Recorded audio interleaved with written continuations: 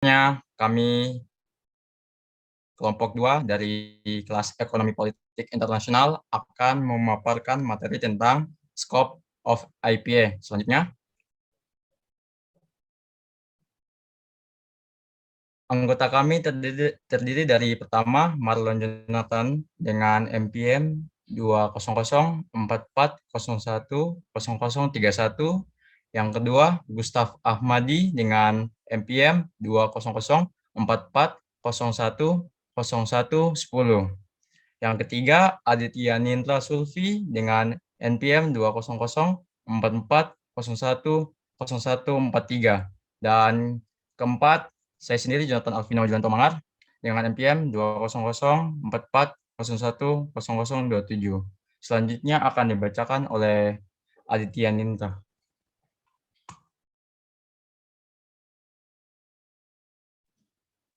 International Political Economy. IPA merupakan ilmu multidisiplin yang dapat menggambarkan dan menjelaskan hubungan yang selalu berubah antara pemerintah, bisnis, dan kekuatan sosial di seluruh sejarah dan di wilayah geografis yang berbeda. Terdapat dua elemen dasar dari politik ekonomi internasional ini, yaitu politik dan ekonomi. Pertama, IPA mencangkup dimensi politik yang menyumbang penggunaan kekuasaan oleh berbagai aktor, termasuk individu, kelompok domestik, negara organisasi internasional, organisasi non-pemerintah, dan perusahaan transnasional. Semua aktor ini membuat keputusan tentang distribusi hal-hal nyata seperti uang dan produk atau hal-hal tidak berwujud seperti keamanan dan inovasi. Dalam hampir semua kasus, politik melibatkan pembuatan aturan yang berkaitan dengan bagaimana negara dan masyarakat mencapai tujuan mereka. Aspek lain dari politik adalah jenis lembaga publik dan swasta yang memiliki wewenang untuk mengejar tujuan yang berbeda.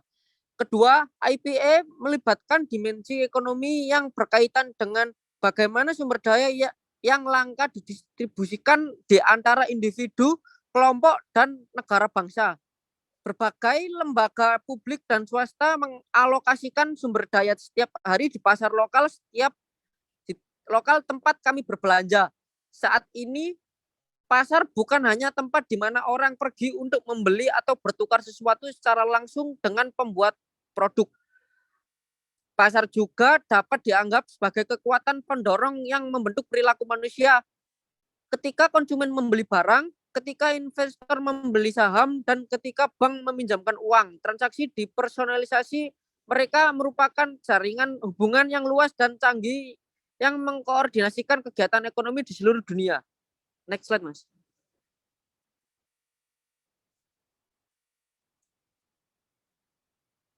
International trade.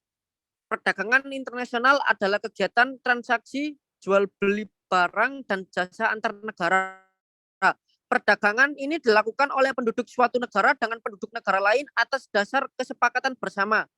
International finance, keuangan internasional, juga disebut ekonomi moneter internasional atau ekonomi makro internasional, adalah cabang ekonomi keuangan yang mempelajari keterkaitan dua negara atau lebih dari sisi moneter dan ekonomi makro. Multi-state competition, kerjasama internasional antar negara. The problem hegemony, mengkaji peran kekuatan internasional untuk menjelaskan perubahan institusional domestik dan efek dari perubahan ini pada kebijakan ekonomi dan keamanan luar negeri hegemon. Selanjutnya akan dibacakan oleh teman saya. Masuk ke slide selanjutnya, yaitu case study. Study case yang kami ambil adalah Indonesia perkuat kerjasama bilateral dengan Korea Selatan dalam penanganan pandemi COVID-19. Slide selanjutnya.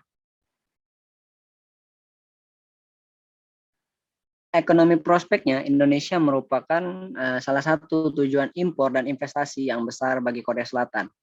Salah satu bentuk kerjasama adalah dengan bantuan APD dan alat tes COVID-19 dari pemerintah maupun perusahaan asal Korea Selatan. Indonesia dan Korea Selatan menandatangani bilateral currency swap agreement BCSA antara Bank Indonesia dan Bank Korea.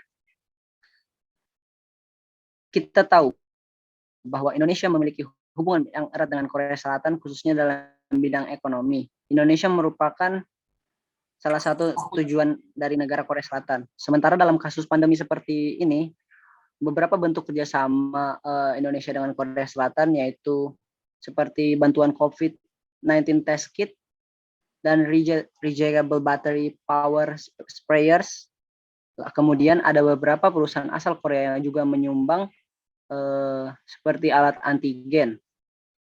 Pada saat pandemi seperti ini, pemerintah Indonesia melakukan pengamanan keuangan global menggunakan metode pertukaran uang atau currency swap. Dengan langkah ini, Indonesia dan Korea Selatan menandatangani perjanjian bilateral. Lalu slide selanjutnya akan dibacakan oleh teman saya.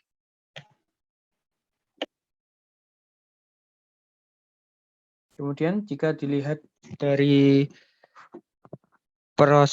political prospect, upaya peningkatan hubungan kerjasama bilateral antara Indonesia dan Korea Selatan ini sudah terjalin saat kunjungan kenegaraan Presiden Korea Selatan, yaitu Moon Jae-in ke Indonesia pada tanggal 8 sampai 9 November 2017 dan melalui Republic of Korea, Republic of Indonesia Joint Vision Statement for Prosperity and Peace yang mana disepakati oleh kedua negara tersebut untuk meningkatkan status kemitraan menjadi Special Strategic Partnership yang menitik fokuskan pada pembangunan infrastruktur perdagangan bilateral dan kerjasama regional maupun global.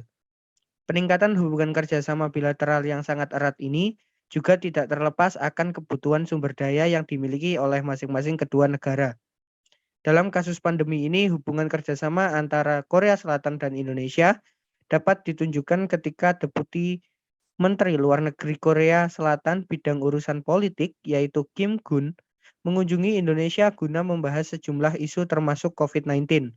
Dan kerjasama bilateral tidak hanya itu saja, Korea Selatan juga menyampaikan apresiasi atas konsistensi Indonesia dalam mengedepankan multilateralisme termasuk dalam hal kerjasama vaksin.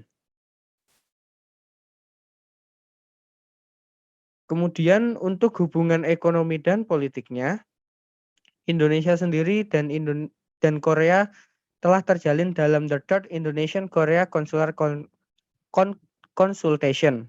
Hubungan diplomasi yang baik antara Korea Selatan dan Indonesia juga menghasilkan imigrasi dan ketenaga kerjaan di mana Indonesia mulai mengirim pekerja imigran Indonesia kepada Korea Selatan sejak tahun 1994 melalui program yang disebut Industrial Train Program.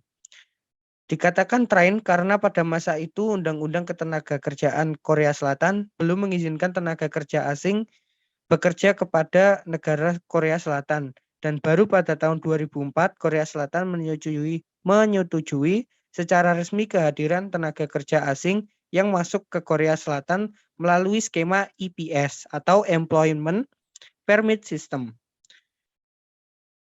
Dan pada akhir tahun 2019, Indonesia dan Korea Selatan melaksanakan the Third Indonesia-Korea Consular Consultation di Korea Selatan, tepatnya di kota Seoul. Pertemuan tersebut bertujuan untuk menyelesaikan berbagai masalah kekonsuleran yang bersifat strategis yang menjadi kepentingan kedua negara, dan juga bertujuan untuk meningkatkan hubungan bilateral dalam bidang politik, ekonomi, teknologi, sosial, dan lain-lainnya.